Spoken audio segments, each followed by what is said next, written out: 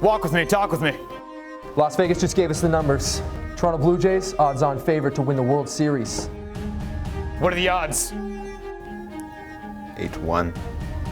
Alex Anthopoulos, you bastard. Cut the crap, I've got a goddamn show to run here. The numbers check out, damn it! You call this a control room? You don't control a thing! We don't have time for this. Bodybuilding isn't a sport. It's all falling apart! He's not taking no for an answer. My pencil's broken. They beat us to it! Get your head in the game! Concussions! What is this, kindergarten? I look like Brad Marchand? Go tell your kid that! Give me back my son! You're tearing me apart! You call this journalism?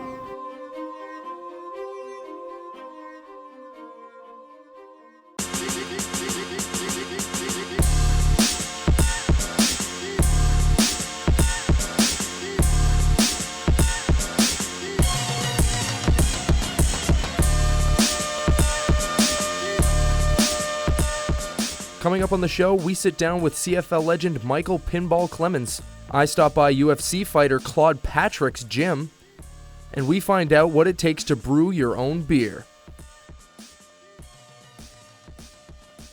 What's up, Clutch Nation? I'm Colin Van Owen. I'm Jeff McGregor. And I'm Nasser Ahmed. And guys, let me tell you, we've got an action-packed show for you today. Speaking of action-packed, you guys get a load of that show open? Whew! I've got goosebumps. Yeah, I think Jeff missed his calling as an actor.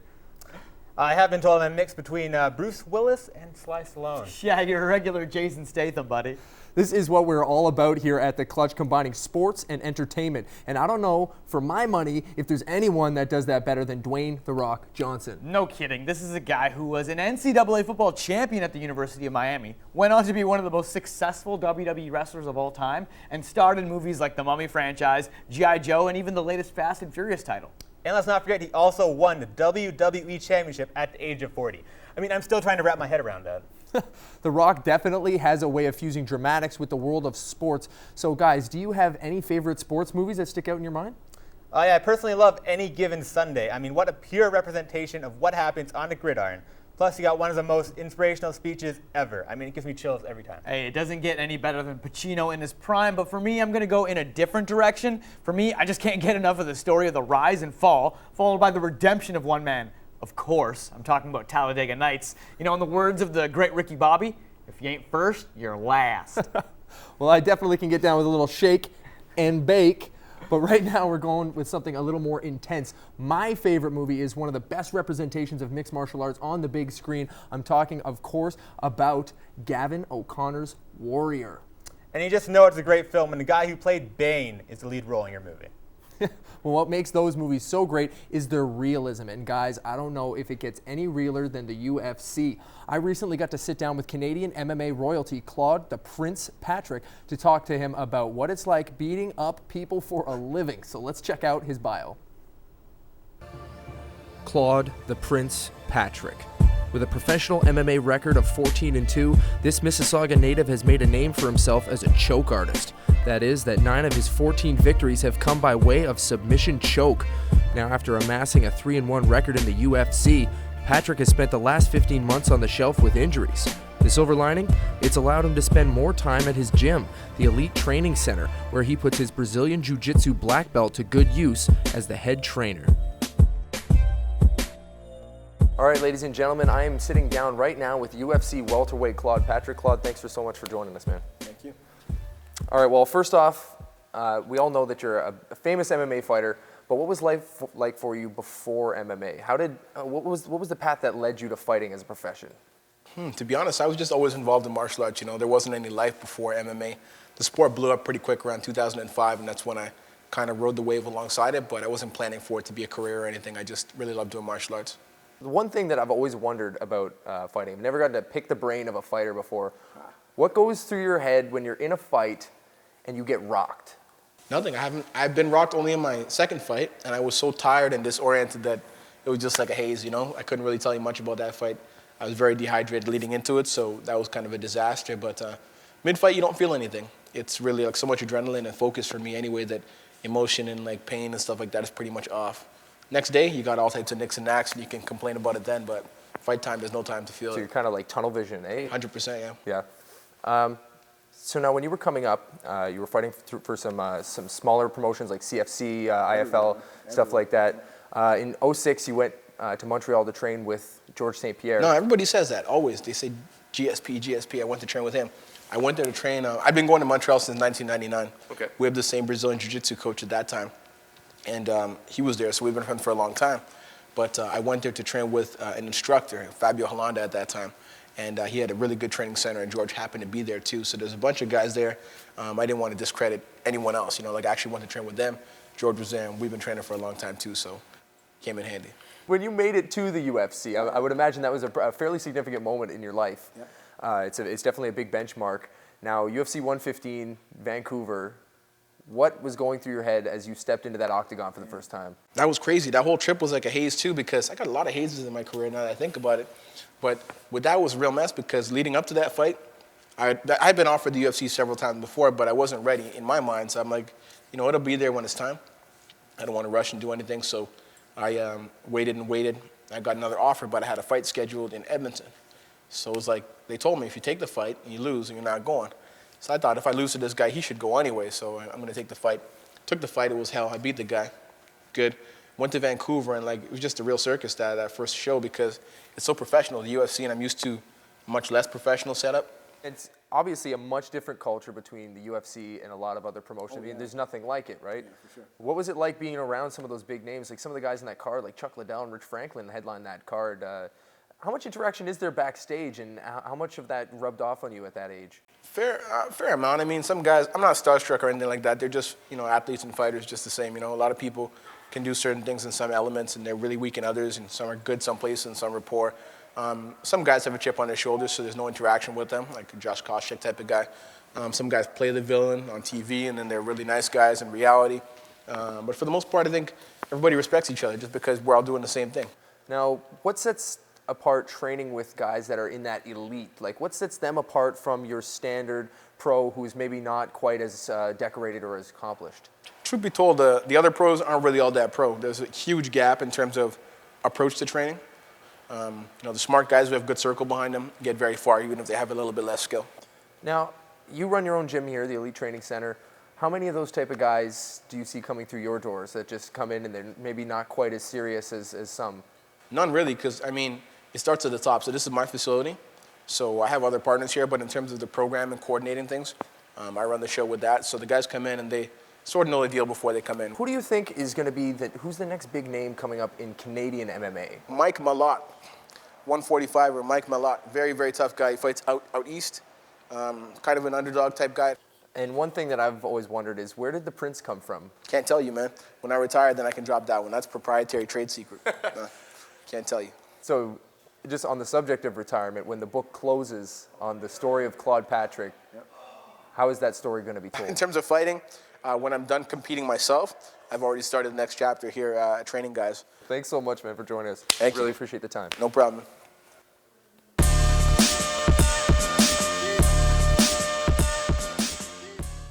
Now, we were able to convince Claude to let us stick around for one of his classes, but I wasn't about to get beat up all alone, so I brought in my camera guy, Gurnik Singh here. We got our sweet MMA t-shirts on. We're going to do some damage. And you know what? I heard about this gym before, and we're actually participating in a boxing class, so I'm actually very excited. I'm ready to sweat. Let's check it out.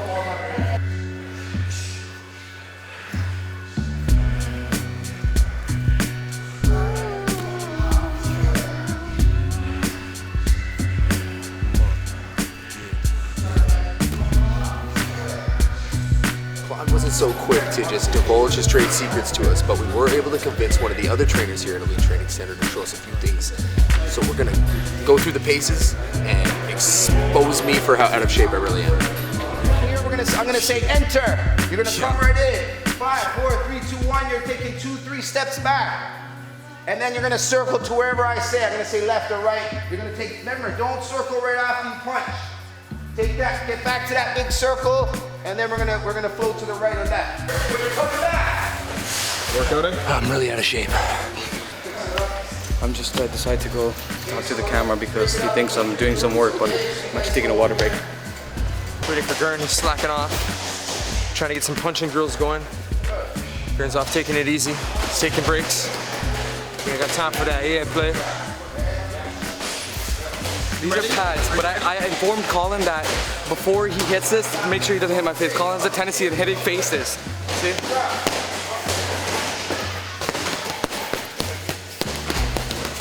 Okay, this is the combination. Okay, so you're gonna come one jab, nice and patient, okay, full extend, then you're gonna go 4. 1, 2, 3, 4, and 2 steps back. Perfect, perfect, and keep that distance.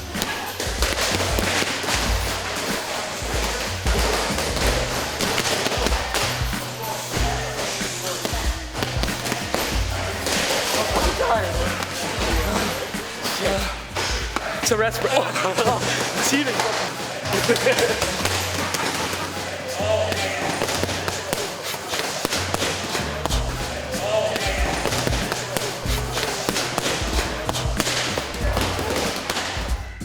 I gotta say that if you guys want to train MMA, you know, and are beginners, come to the gym, you know. There's people here like us that we never trained MMA before, treat you like family, you know, they teach you how to box, and look at us, we're breaking sweat. Walk away from here feeling like we learned a little something. Definitely walked in thinking I was a tough guy of some kind. Could put my place a little bit, but learned a couple things. A lot of fun.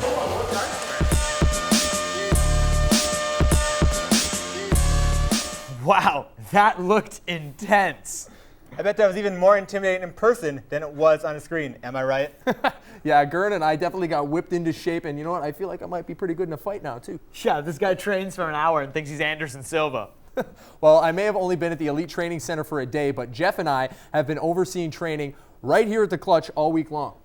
And with Combine and draft season upon us in the NFL, we want to see who here at the Clutch would be the #1 overall pick in an all-Clutch draft. Of course, athletic ability is the one category. We're also looking for perseverance, leadership, intelligence, you know, the intangibles. So, while Nazar was at CFL legend Michael Pinball Clemons' house, which you'll see a little bit later in the show, Jeff and I watched over the Combine contestants like judgmental hawks and meticulously scrutinized all of their performances. The top draft pick coming out of the Combine will win a coveted spot on this show as the next host. So, without further ado, here is part 1 of the Clutch Combine. We'll see you after the break.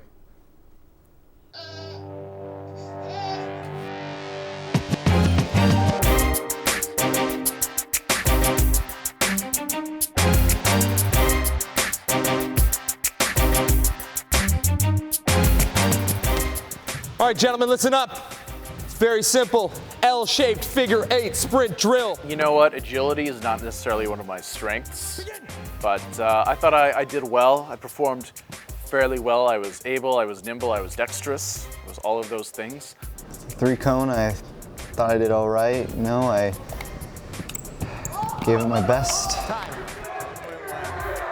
9.1. Everyone was just so excited. Riley, I think, is a good athlete, but the thing is that Riley's not really fast. Just tried to tear my pants off, and they just wouldn't come off cleanly, so I knew it wasn't gonna be that great. When I went to do the figure 8, I kind of slipped. Disqualified! Oh yeah, I got DQ'd. I would have won if I didn't get DQ'd. That's BS. It's the rules. You didn't follow it, you lost, I won. End story. Ryan Welch!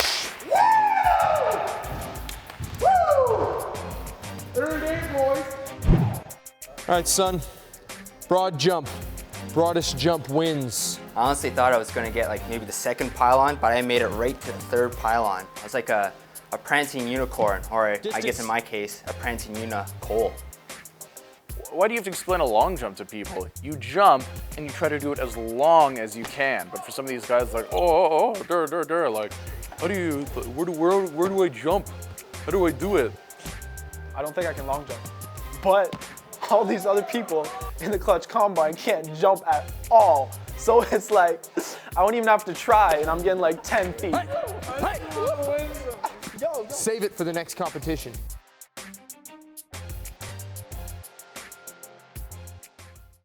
Hey, wanna get sports?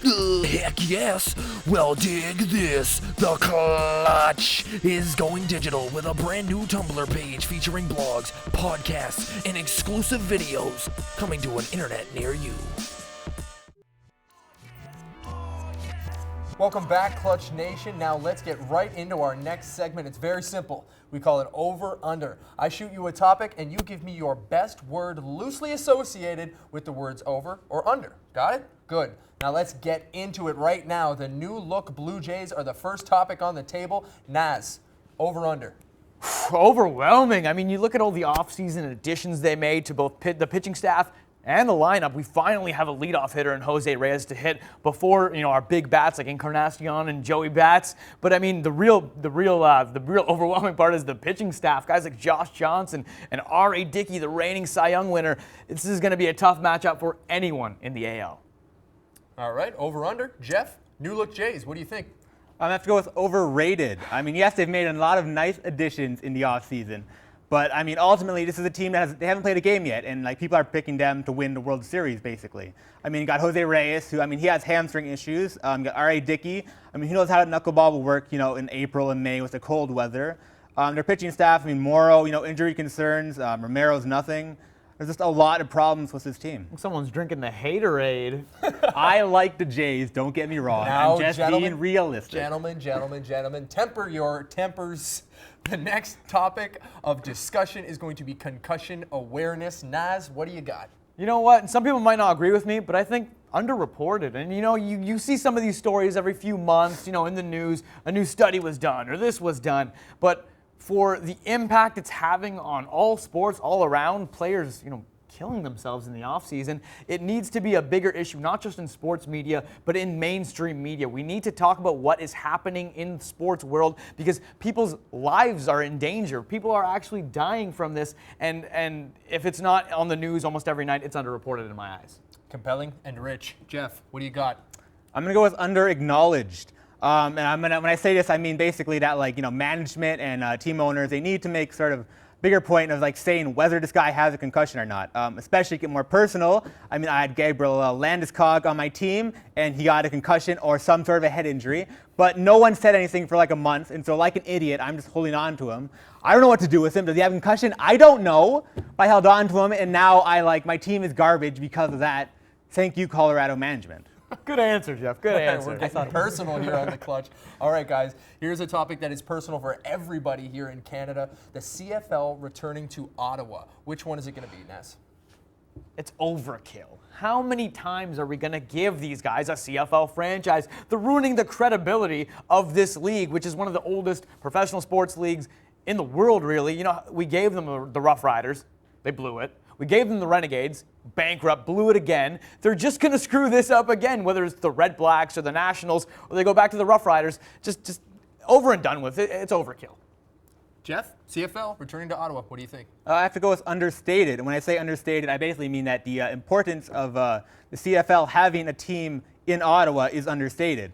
It's the nation's capital. How can they not have a team in the Canadian Football League? They had the Rough Riders for a while. I mean, they were around when CFL had its inception, and they won a couple of Grey Cups for a while. And the Renegades, they didn't work out so great because of owners and financial issues, but the fan base was there, and Ottawa needs a third chance. That is how we play over-under. No winners, no losers, just good times. So with that in mind, let's keep the good times rolling. Sports and beer have become synonymous over the years, and it's tough to have one without the other. And lucky for you guys here at the Clutch, we do things right, and we have a professional beer sommelier here to give us the skinny on your cold one. First, let's check out his bio. Peter Campagna is one serious cicerone. He quit his career to start up his own certification program. From brewing to pairing, Campagna has you covered.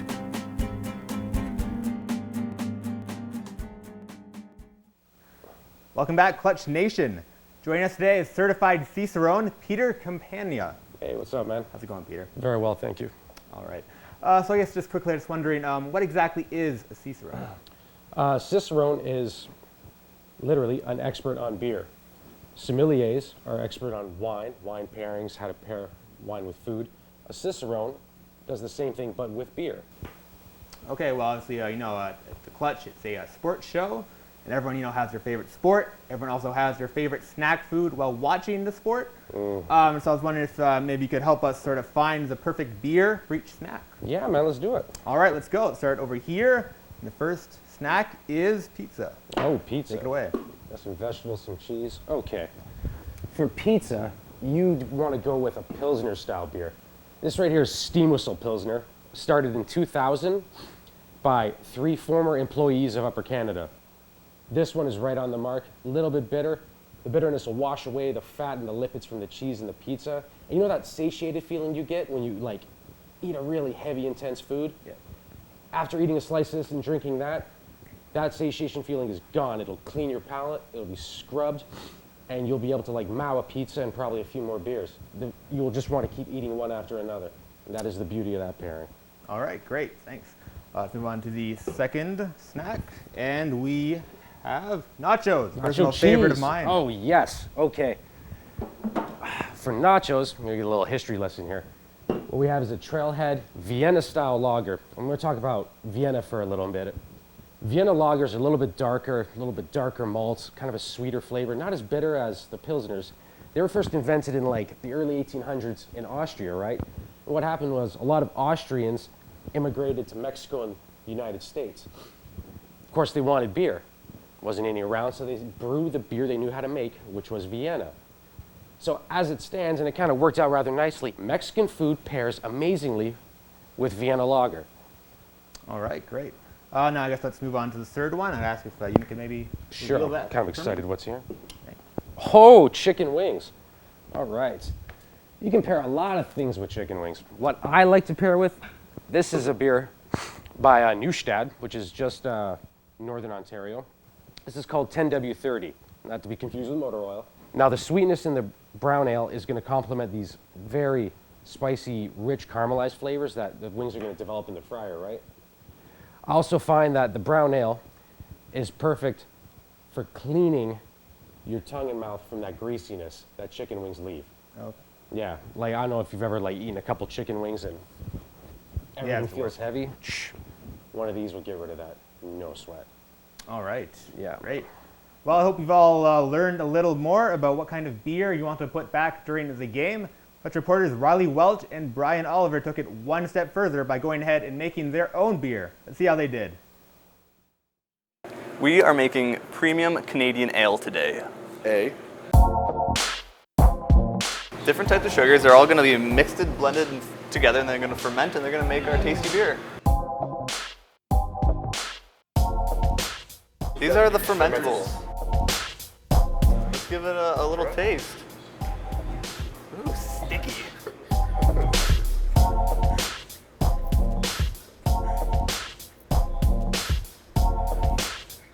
The water's boiling. So we turned the kettle off, and now we're gonna put all the ingredients in. Oh, look at that, that's beautiful.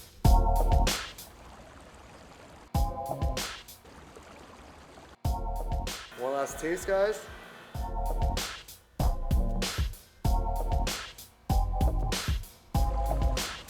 It's all mixing up nicely and just about ready to move to the next step, I think. We've turned the boiler back on to steam clean our jugs of malt. We're gonna go get our hops and we're gonna wait for the wort to break and then we're gonna add it in.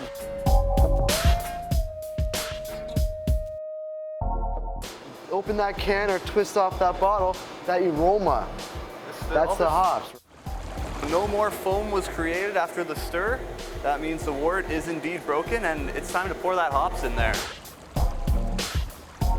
We're rolling. Last step of ingredients adding, it's the yeast. Favorite part. Really? It's what makes the alcohol. So let's That's my new favorite part now. We need 18 grams worth. Riley is pumping the beer from the kettle into the vat, and he's adding the yeast when he's doing that. It's going through a little bit of a filtration, but I just want to drink the beer.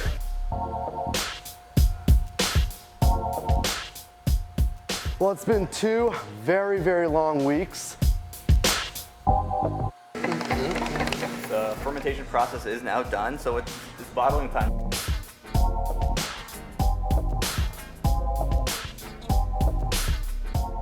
48 liters. It's gonna be good. You know, that's how we do it here at the Clutch.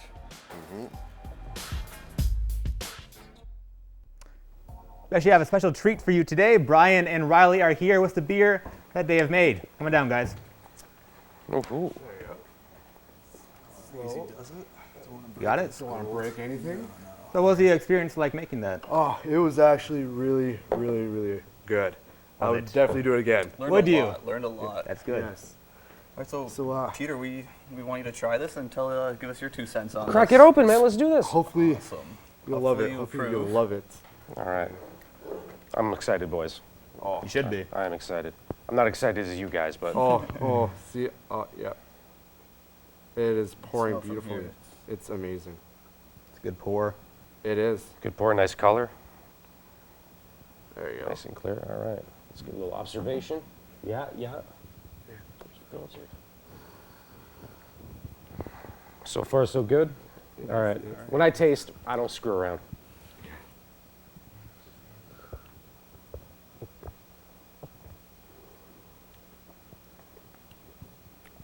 Wow, boys, nice job. Hey, we did it. Yes. Nice job, man. Nice. Nice job. All right. What do you do? A Canadian ale? Yeah, yes. Well, you guys are Canadian, clearly made in Canada. Oh, yes. That fits the bill. We thought it would be perfect for us. Well, nice little aftertaste, nice sweetness. Well, listen, boys. The next beer you make, I want you guys to personally call me. Will do. Because I'll be coming down Awesome. to grab a few myself. Definitely. All right. Thank you. All right, with that, thank you, Peter Campagna, for joining us. And we've got to take a short break, but before we do, the second installment of the Clutch Combine is coming at you. Vertical jump.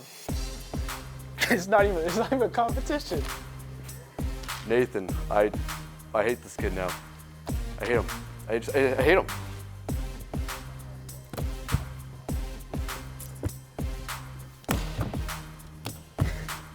I didn't want to jump too far because I have to actually work legs that evening, because I go to the gym, right? The winner of this competition with a 23-inch vertical jump, Nathan Peters. Go! The 40, you know, I don't know how close that was to 40 yards, to be honest. I thought I won it. And this guy, friggin' Nathan, oh yeah, I didn't try. BS, of course you tried. BS.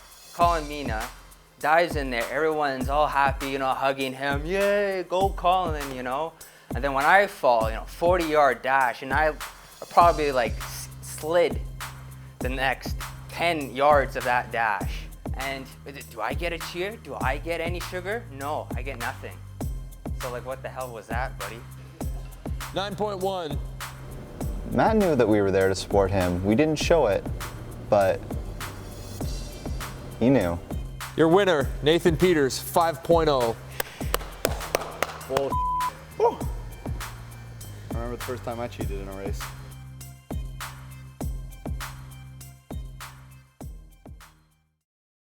Hey, wanna get sports? Heck yes. Well, dig this. The Clutch is going digital with a brand new Tumblr page featuring blogs, podcasts, and exclusive videos coming to an internet near you. Welcome back, guys. During the break, we got into a little bit of an argument here on the set. It's a debate as old as time. What really is the most important position in sports? Well, I think the most important position in sports has to be the pitcher. They have the ball in their hands on every play. They dictate how the game goes. If they shut down the other team offensively, their offense is like no pressure, and so on. No way, jabroni. It's a quarterback in football. Both the CFL and NFL are now with rule changes orienting towards an offensive game. You just can't win without a franchise signal caller. It's a no-brainer. Oh, you know what that means.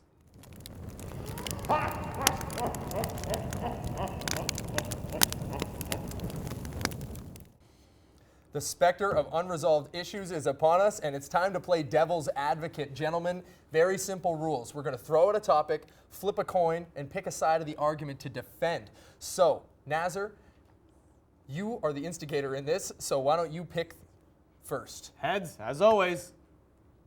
Tails it is. Jeff, what side of the argument do you want? Fighting in hockey, what is it? I have to go with against. Against fighting in hockey. Jeff, you've got 30 seconds on the clock. Tell us why. All right, I am against fighting in hockey simply because it's barbaric and it's not needed anymore. I mean, and also players can get like seriously injured. There's headshots. I mean, you got all the enforcers getting injured and like killing themselves basically because of head injuries because they keep on pounding each other in the head.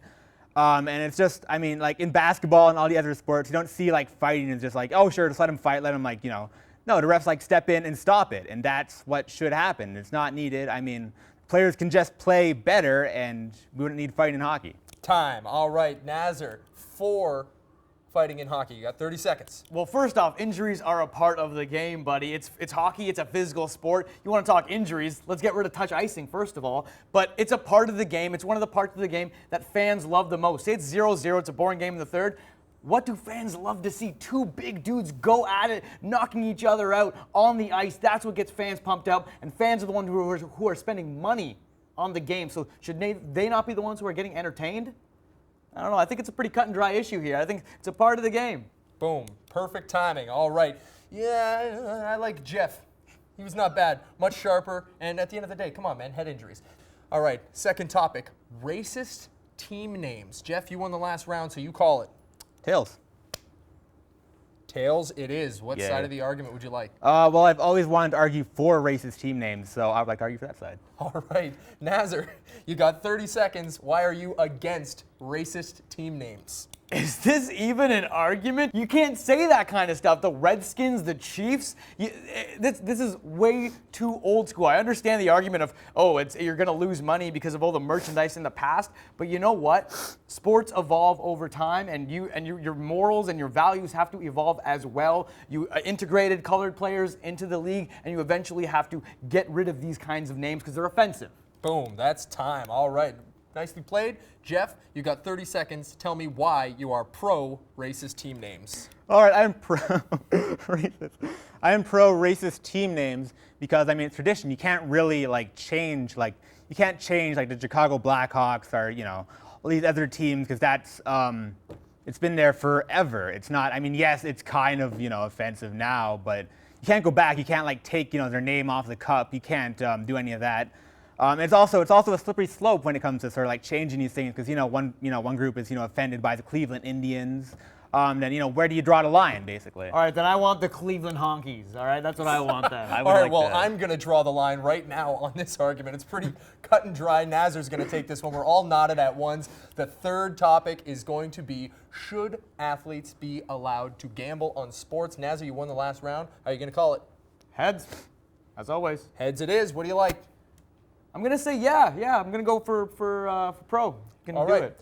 He is pro sports gambling. Jeff, you got 30 seconds. Why are you against athletes gambling on sports?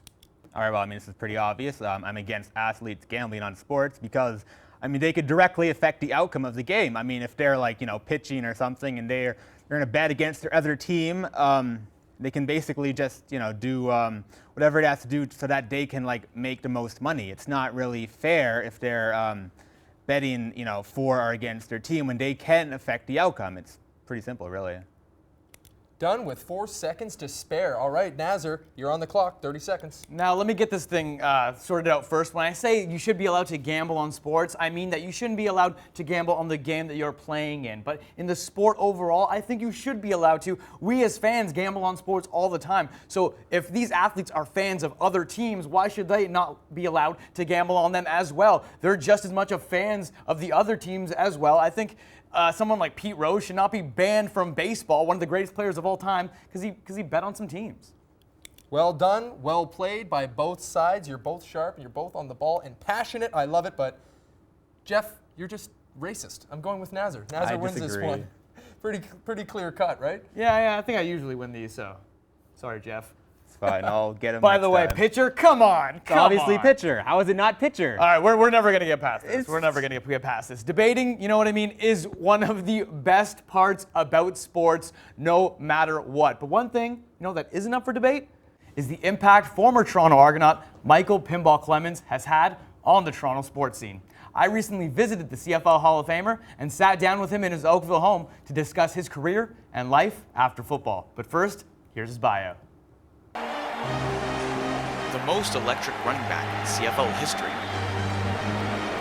Michael Pinball Clemons was famous on the field for his ability to outmatch men twice his size. But it's his work on the sidelines. First, as the Grey Cup winning head coach of the Toronto Argos, and now, as a community activist, where pinball's runaway success continues. Class, that personality, and that smile. All right, so Michael Pinball Clemons. There might not be a single name more synonymous with Toronto sports than your own, and I want to talk about that name, Michael Pinball. We see the clips of you in the locker room pumping up your guys before the games. You know, you gotta hit somebody. Is that Pinball?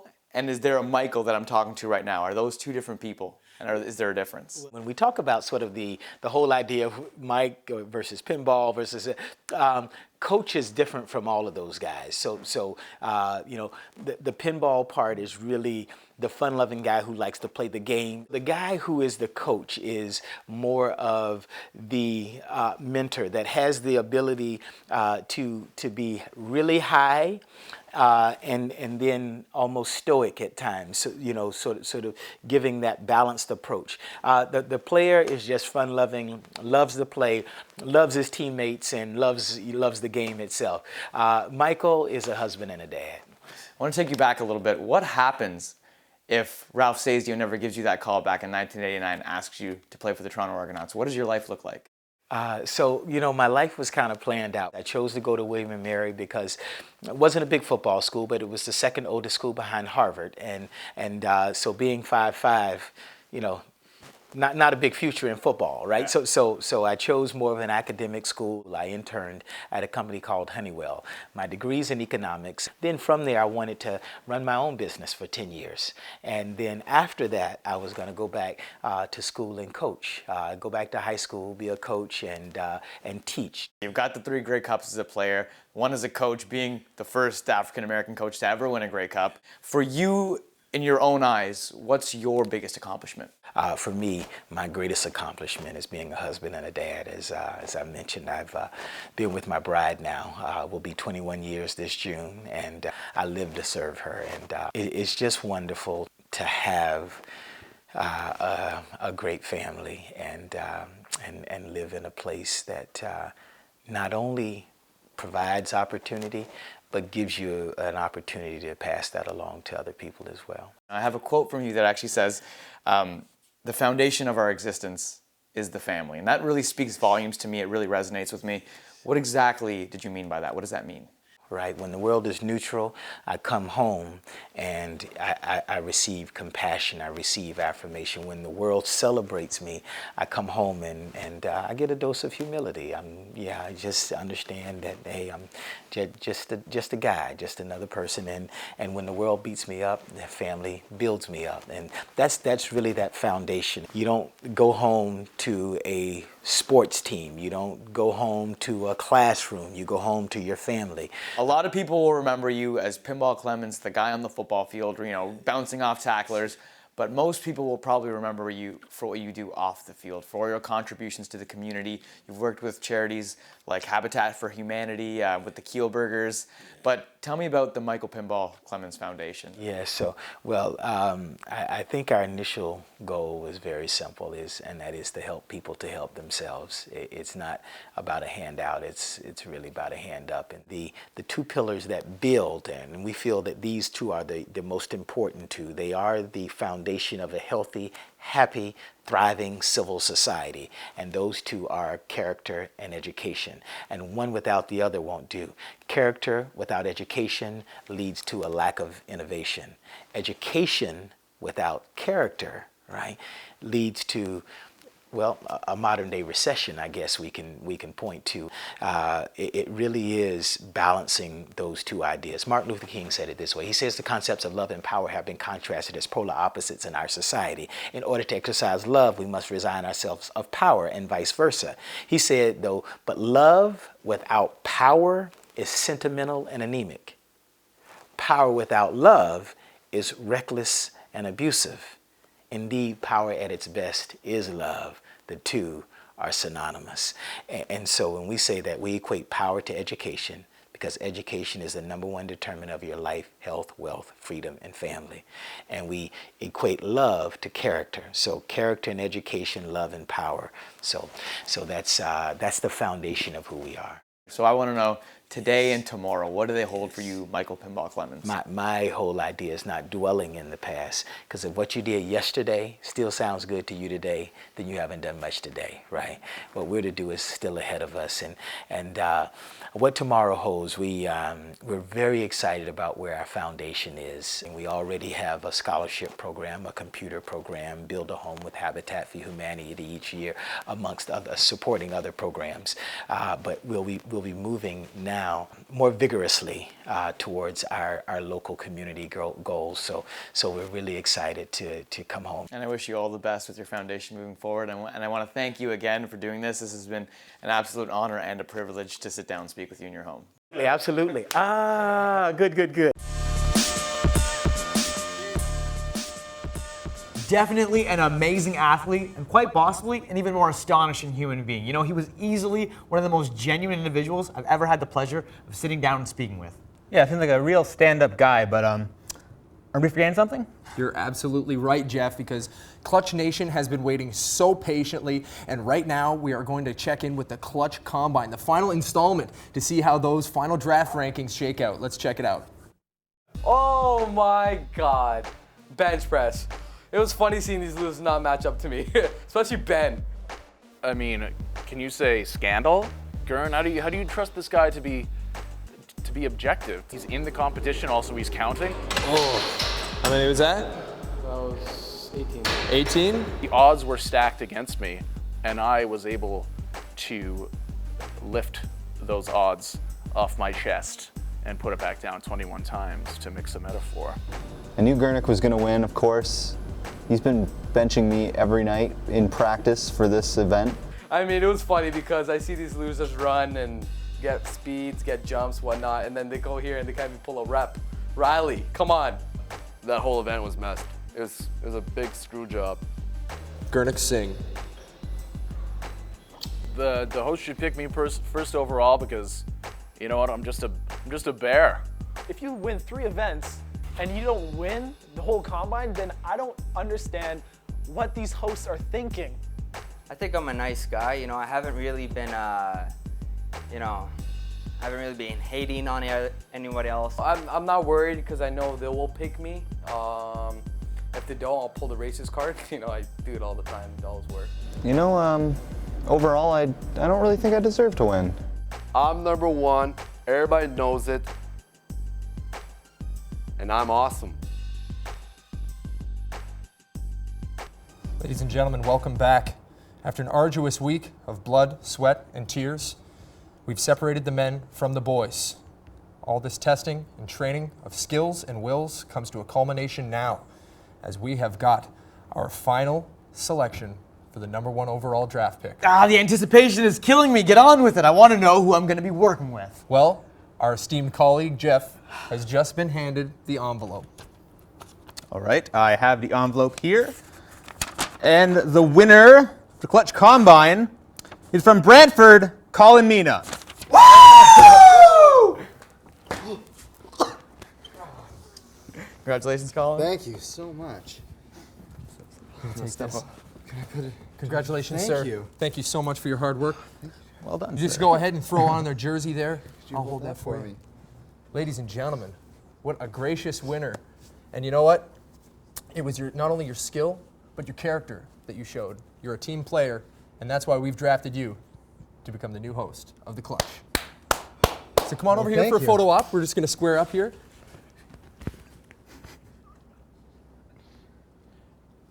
All right. Now, for Colin Van Owen, Jeff McGregor, Nasser Ahmed, that's all the time we've got for today. And I mean all the time because we just got canceled. So you better just soak up these 15 seconds of fame. Now, Colin, this is your time to shine. Take a look into that camera over there and take it away. Count. Well, first off, I'd like to thank everyone for voting for me, even though I kept saying that I didn't deserve it, but really I did.